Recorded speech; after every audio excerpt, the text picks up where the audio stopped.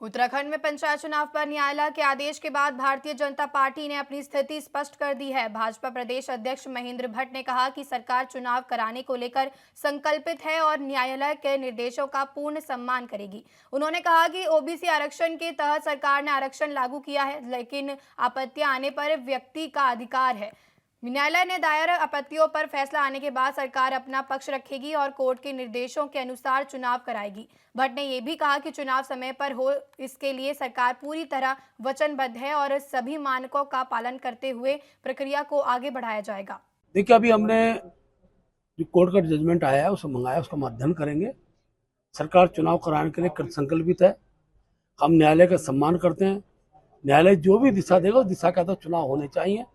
चुनाव के लिए सरकार वचनबद्ध है और हमारा प्रयास है कि ऐसा समय चुनाव हो जाए। आरक्षण को लेकर के रिजर्वेशन को लेकर पहले ही सरकार तैयार नहीं थी। नहीं, रिजर्वेशन का एक मानक बनता है, उस मानक के आधार पर रिजर्वेशन हुआ है। और ओबीसी आरक्षण के बाद सरकार ने जब आरक्षण लागू किया तो उसको जीरो केंद्रित आरक्षण किया, लेकिन आपत्तियां देना सबका अधिकार है।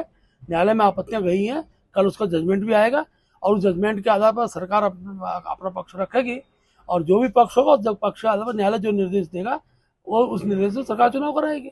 चरण में भी हुए हैं, 3 चरण में चुनाव हुए हैं। प्रशासन की व्यवस्था, पुलिस की व्यवस्था, व्यवस्थाओं को चिंता करनी पड़ती है। सरकार ने उस आधार पर चुनाव व्यवस्थित हो, ठीक प्रकार एक ही चरण में कराते तो अपोजिशन के लोग कहते हैं कि धांधली कर रहे हैं। अलग अलग चरणों में करा रहे हैं तो व्यवस्था ठीक करने के लिए करा रहे हैं। तो ये सब चीज देखनी पड़ी। 4 धाम यात्रा भी इस बीच में है, इसलिए प्रशासन की कहाँ कितनी आवश्यकता रहती है उसको समझना पड़ता है।